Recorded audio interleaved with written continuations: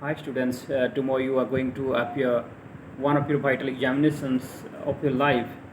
So before going to that, let me cover something that is your examination syllabus in a nutshell that might help you in scoring better marks.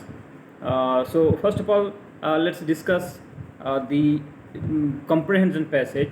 You know, comprehension passage has been there from your class 6, 7, 8 up to 12, but the comprehension passage that is given in examinations is normally asking you to locate information, but in class 12 the sample question paper that has been released by CBSE, it is not only asking you to locate information, but also it is also asking you to do something different, which you may call a CCT skill, right? A creative and critical thinking skills. So before going to the examination, just go through the sample question paper released by CBSE and the difficulty level it has posed before you, because it's not just a question that is asked from any particular paragraph and you have to locate the information in a line or two and write down in the answer sheet. It's not like that. There are various types of questions. So this is one of the sample question paper released by CBSE. Let me show you what kind of questions they are asking. The point number one, that is bit number one, cite a point in evidence from the text to suggest the writer's post-jaw sphere was not justified. So here is asking you to cite. Cite means actually you need to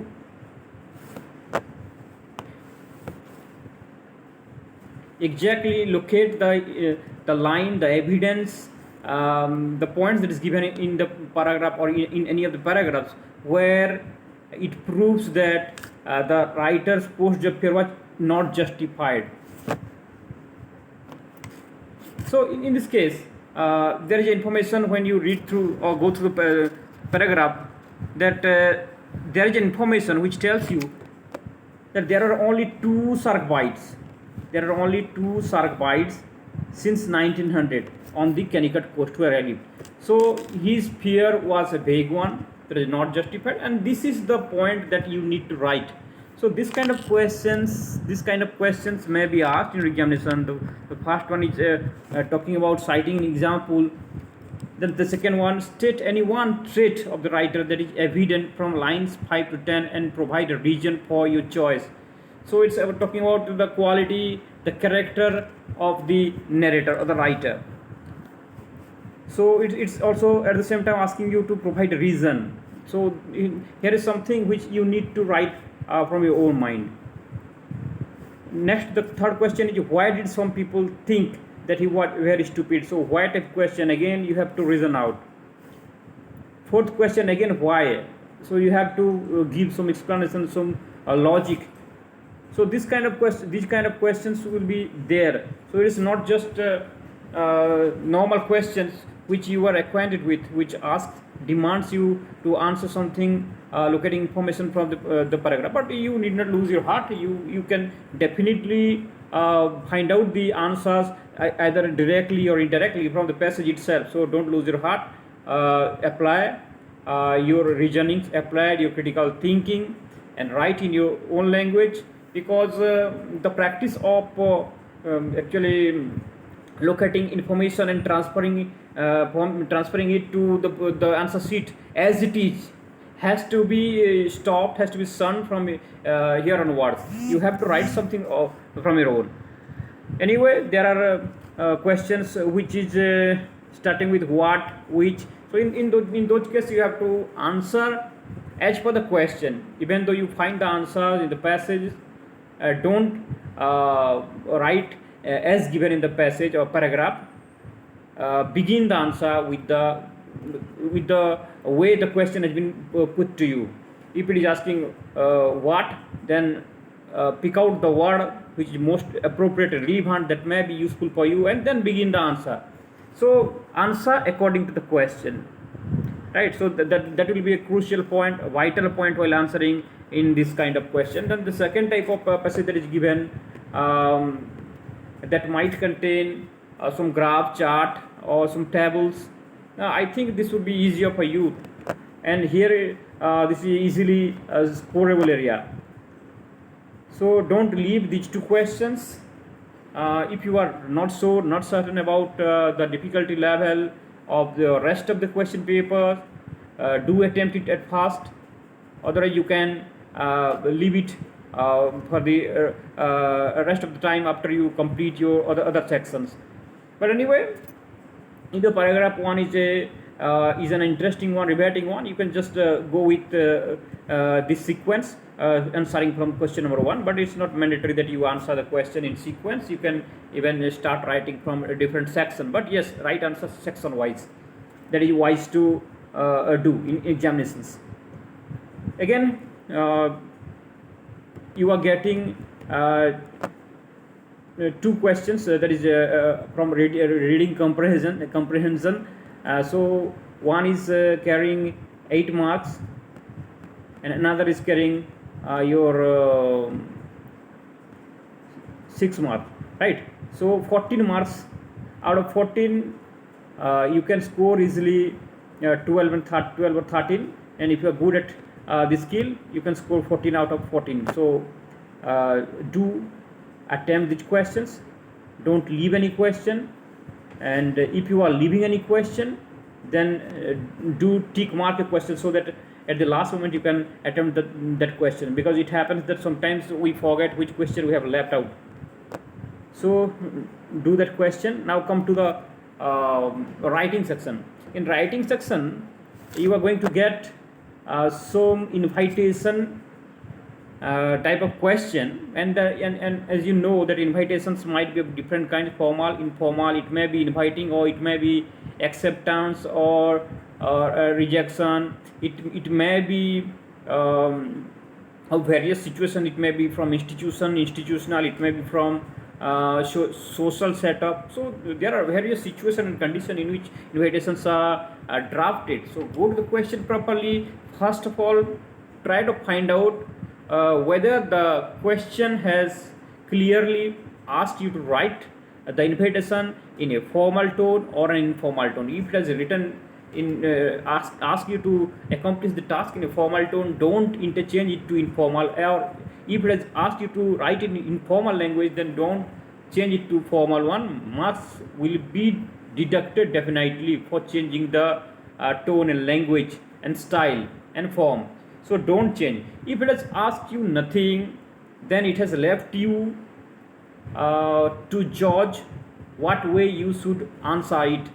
Suppose some social function is going on and you are given the task of inviting someone personally, to a friend or to some of the cousins, then it's actually pertinent and can be easily understood that it can be an invitation that might be invited in an informal language. So if it is not written here, not mentioned anywhere, in those cases, decide whether you should go with formal tone or informal tone, in formal style or informal style. But if it is clearly if it has clearly mentioned that you have to write it formally, then you cannot take your own decision. You have to abide by the information given, cues given in the question. You cannot alter. But if it is not given, decide. If you are writing it from an institution to another institution, better choose formal. If it is social, better choose informal. Or you can alter in this case also, but that will not matter, right? But choose the appropriate one. That will not create a problem. Yes, till now you have got ample practice in inviting people, but yes, do have some practice before going to the examination about replying to invitations, because that is a part where students normally don't practice a lot. So do practice how to reply an invitation formally and informally. And again, sometimes the questions are tricky. You might be asked to draft an invitation for someone, on behalf of someone, asking on behalf of asking someone else which you might know or you might not know. So this kind of tricky invitation might be also given. So do read the question minutely in detail so that you can answer it properly. Here you can see you are Natasha, residing Pune. Your cousin from the same city hosting your grandmother's 18th birth anniversary has extended an invite to you. He has also requested your assistance for arrangement. Draft reply of acceptance in not more than 50 words. So the person who is inviting you is your cousin, and the occasion is mentioned here, right? And while replying to this kind of invitation, you must clearly state whether you are accepting, whether you are delighted, glad to accept the invitation, and do acknowledge your thankfulness to the person. And again, when you go through the marking scheme, you must also confirm when you are going to the ceremony or the occasion. If you are accepting or if you are declining, state why you cannot attend the said program. So all these things, information will be looked for when the evaluator answer. So every information that is given in the question has to be addressed while replying to an invitation. So take care. Next, coming to job application. So you are fortunate that you are having only a simple, just a very typical one kind of a letter. You are not given in the syllabus so many letters out of which you have to choose. You are damn sure that you are going to be asked a job application type letter or job application. So in job application, you know the basic style, the basic form. Only thing is that you don't commit any mistakes in sentence address, in date format, in your receiver's address, then subject. In subject, some are actually committing mistakes. Avoid those things. Then the beginning shouldn't actually begin with any grammatical error. It shouldn't happen. With reference to the advertisement, here it is given for classified advertising in a local Delhi. So if it's given local Delhi, you can just devise a name in reference to or with reference to the advertisement published in the New India Express on date जो भी है whatever be, or write down I wish to apply for the same. Then tell about what qualifications you possess, what experience you have, and why you are inclined to join that particular job. All these things you can write. Then close the letter with some kind of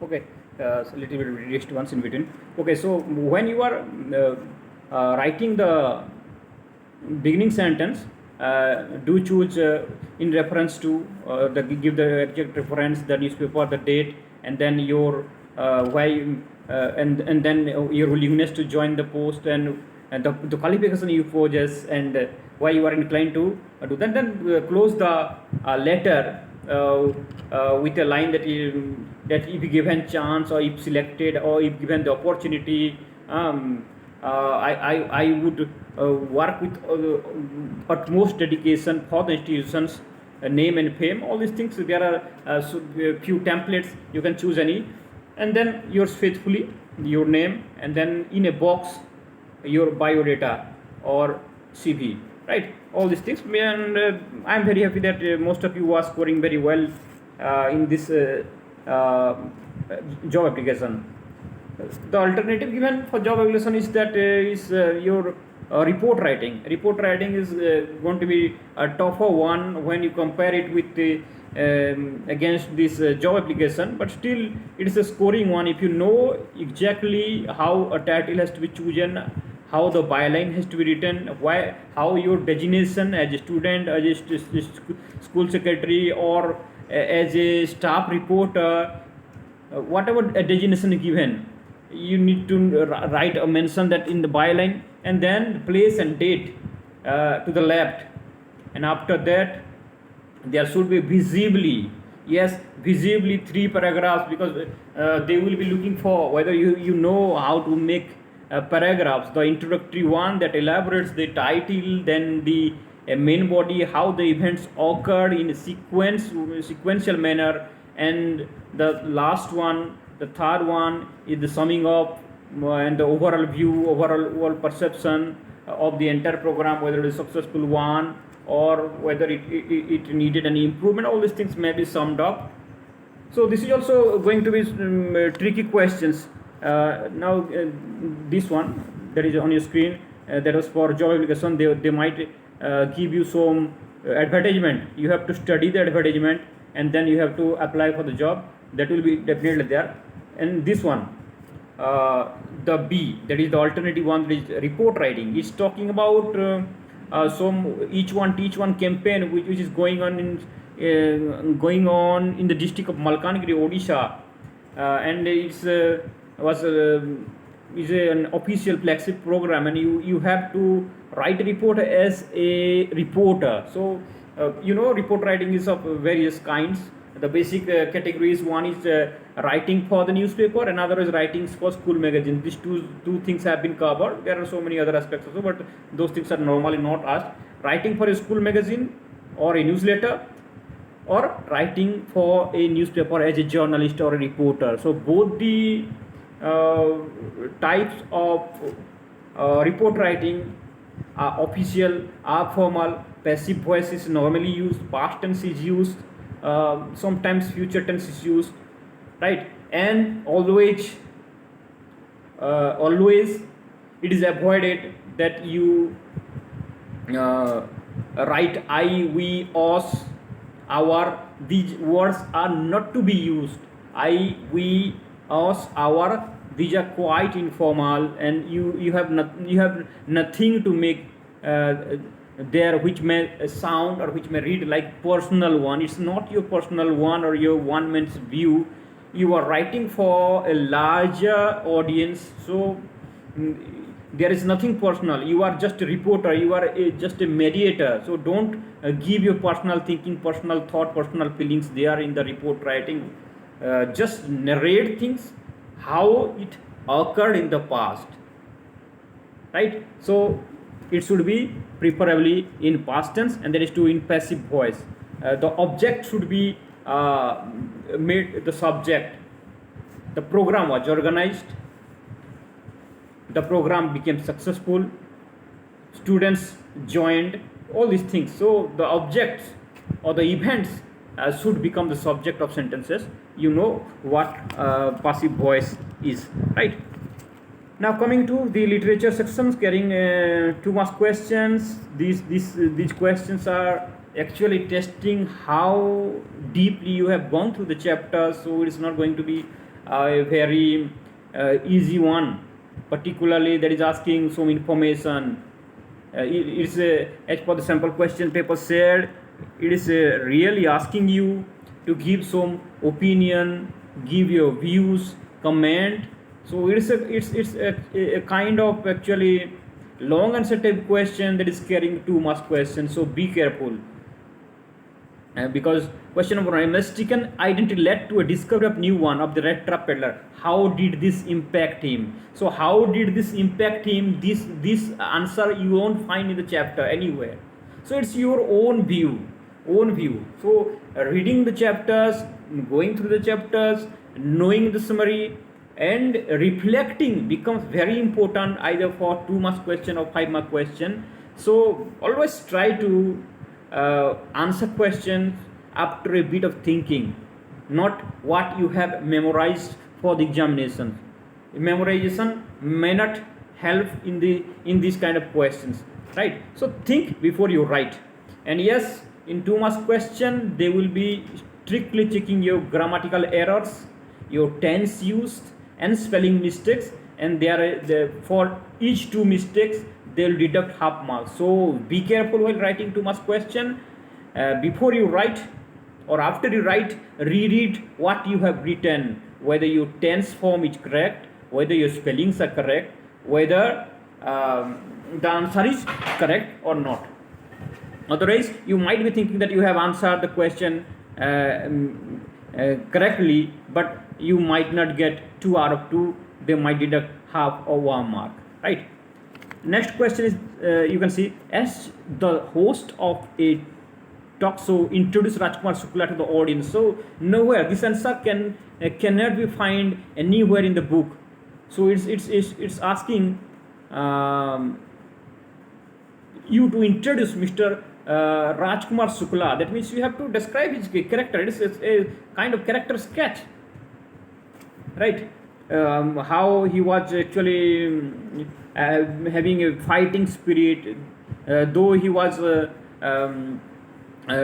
not much learned, how he managed to take the help of Mahatma Gandhi, and how he continued his fight against the Britishers. All these things you can answer in your own language. Adriana Rich chose to express her silent revolt through her poem on Jennifer's Tiger, just as Aunt Jennifer did with her embroidery. Explain. Right. So again, here it's not asking about Aunt Jennifer. Rather, it's asking about Adriana Rich, how she was a feminist and a voice for the entire women folk, and how she expresses her voice through the character Aunt Jennifer. Right. So Aunt Jennifer was doing something which is unexpected. She was weaving, or you can say embroidering tigers, where she herself lacked the qualities of tigers, right? But still she wanted to, she successfully conveyed the idea that women in this society are downtrodden, are subjugated, are under pressure, are actually are having bowed head, bent head. So all these things, all these information, bits of information, how the ring becomes a ring of a circus, and actually the ringmaster is the men folk. All these things you can write in your own language, how the women folk are dominated, and those expressions, those views, those ideals, those philosophies have been very nicely expressed by Adrian Rich through Aunt Jennifer. So your own language will matter, because you won't find the answer directly in the chapter. Right. Now question number 4, rationalize why kids use the metaphor an endless fountain of immortal drink. So it's a metaphor, that means beauty is an immortal drink. It's a metaphor, direct comparison. So beauty never ceases, like fountains, you can say perennial river that is never devoid of water flowing. Likewise, beauty is something that will always be there, that will never go pass into nothingness. It will always provide you solace, peace, and it will always make your life more beautiful. That's why it's an immortal drink. You can write in your own language. Now question number 5, how do you think Derry's mother contribute to his sense of alienation and isolation? So you have to go minutely to the chapter, right? How she actually didn't allow Derry to come out of house, how she thought that people outside are not good men, and she actually some rumors and arrives that actually threatens or makes Derry afraid. All these things can be contributed. These things are given in the last few dialogues of the chapter of the story on the face of it, right? So all these things, and what Derry's mother thought about this handicapism, or you can say disables, right? Disability. All these things you can mention in a in 3 or 4 lines, right? Now the last question: validate John Updike's open-ended title, should wizard hit mommy. So validate means actually you are being asked to actually support, or you are going to argue for should wizard hit mommy, open title. So normally titles are not given with a question mark, but yes, because this chapter is about a philosophical question about question whether the parents should follow, parents should work according to the demands of children, or they should take their own decision. So the very moral, the very values related to taking decision is at stake, at question. That's why it's an apt and justified one to have such a title like should wizard hit mommy, right? So your own language. So if you look at this question number 1 to 6, there is nothing that you will find in the chapters, but there is everything that demands you to write from your own mind if you have gone through the chapter properly. That's why going through the very intricate details of the chapter is necessary. Now there are 4 more questions. It is about appeal richly to the senses, stimulating the reader's inner sight as well as senses of touch and smell. Write it on about 120, 150 words. So never limit yourself to 120 or 150 words. Why? Because though it is saying 4 mark question, earlier it used to be 5 marks in when you were in class 10, it carried the same question carried 10 marks, but now the marks are actually decreased for the same question, but the answer you have to write, that is not to be limited to 120 or 150 words. Though marks has decreased, you still need to write a full page, that may be 220 to 250 words. You can set a standard of 200 words. So it is safe to write 200 words, because each line in your answer sheet may have 13 to 14 words. So if you are writing 7 right lines, it will not look good one, right? So you need to write 10 or 12 lines, and that will take you to 200 words. So write a full page. If you are not comfortable writing a full page, or you think that you are lacking some information that can that can drag your answer to a full page, then do increase the space between the words. If not that, if that is not possible, even you may leave a lines gap, but yes, it should be visibly full page, right? Try not to cheat the evaluator, but your target should be full page writing. Do increase font size, do leave spaces, but write a full page. And if possible, if the question demands you to write in such a manner, then do have an introductory paragraph, then the main body full of evidences, full of events, full of references from the chapter, full of arguments, and then summing up with a line or two. If possible, make 3 paragraphs, otherwise a single paragraph will enough, but that you must write sequentially. So nowadays it's not important what information your answer contains, but in what way you have presented the information, that is also important. So write logically, write coherently, write sequentially with arguments, with views. Don't write the story always. If you have no other way out and you are not sure what to write, then you can write as a last resort the summary part. Otherwise, you should not narrate the story. The evaluator, the examiner knows what the summary is. So you need not write the summary, right? You need to answer according to the question, give your arguments from choosing from the chapter, references, evidences, and show the examiner that you have gone through the chapter in detail by citing particular events, examples, pointing out, right? That is very important. So here in senses, touch and smell, yes. So it's talking about actually imageries used in the poem. You can the bower, the shady bone, you can say then These things are actually visual imagery, and to touch and smell.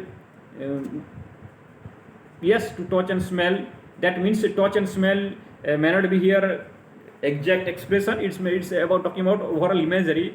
You can say there are daffodils, there are breaks, right? There are bower, then there are actually monuments constructed by the legend. So all these things, the beauty of all those things, you have to answer line by line, right? How he has tried to express the beautiful things uh, through various examples, right? So senses of touch and smell, all these things. Next question. Ivan Stice, an O-level, employs the red herring technique of intentionally misleading readers by placing false clues to keep the plot enigmatic, confusing. Okay, substantiate with reference to, again, it's a clear stating. You have to substantiate with reference to text. So you have to mention all the events, how the writer has managed to confuse the readers from the beginning. It tries to pose Evans as a simple kleptomaniac, and the writer Colin Dexter doesn't give an iota of doubt that such a kleptomaniac who can mimic, who is a star at the, you can say, shows, can plan things so meticulously so as to escape one of the safest jails. Again, smaller things like blades, nail cutters, then bobblehead, all these things, smaller things, doesn't show that Evans was such a dangerous, you can say, prisoner. But yes, again, there are confusing things. The tuition teacher, McCleary, all these things, and then three types of McCleary used. Right, all these things actually has confused the telephonic calls, the conversation, and then you can say this tube that was carried by McCleary. All these things, the importance of cat, importance of this beard and mustache, all these things, everything was just to complicate and confuse the reader, right? At the same time, making the story quite a riveting one, and actually containing the attention of the reader. So all these things you can write. The third one, biographies include feature of non-fiction text. Okay, factual information, different text structures, description, sequence, comparison, cause and effect. Okay, so biography, as you know, it's a different genre of writing. It doesn't have any fictitious element. Everything is present as it is. So there is description, what happened, how it happened, when it happened, in a sequential manner, in which year they came, in which year Gandhi came back India, and how from which place he moved to where. All these things, and you can, how he went to Kolkata, then Patna, Bihar, going through Champaran, all this the journey, right? Then comparison, what happened earlier, what happened next, right? Cause and effect, why the people that revolted, all these things, problems and solution, all these things. So he had actually written as realistic as possible, without any fabrication, without any fictitious element. You just need to cite example, description, how he described the day when Gandhi was summoned to the court, one citation. Sequence, how sequentially Gandhi traveled from Sevagram to Champaran, right? Then comparison, how things were before and what happened after the invention of synthetic dye, how it affected the economy of Britishers. So you have to write those things as realistically as possible while answering these kind of questions. So the thing is that the questions that were given in your practice pre-boards, even by our regional office, was not as difficult as given in the sample question paper released by CBSE. So do prepare for the worst. If the question comes better, it's your day. But yes, have a vigilant eye upon this kind of question, this kind of tricky questions which may dishearten you in the examination hall. Be prepared for it in the last day, right? And don't lose your confidence. Write confidently. Think a little before answering the question, attempt the question, and the most important thing is never leave any question whether you know the answer or not. That would be going to be a crucial thing that can matter a lot while scoring when the marks is to be considered for your tabulation. That will definitely tick around. Yes, don't leave any question, whether it's a 1 mark question, 2 mark question, or 5 mark question, doesn't matter. But yes, do think before writing. Don't write things in a hurry. And as I've told you, that the last 5 mark question normal used to be a 10 mark question, right? So there is a downside. You have to write the same answer in same words, around 200 words. So you have to watch your watch again and again, so that you don't run short of time and complete your answer on time, right? So take care and prepare well before appearing for the examinations, right? So all the best and good luck for your examination. Thank you for watching this video.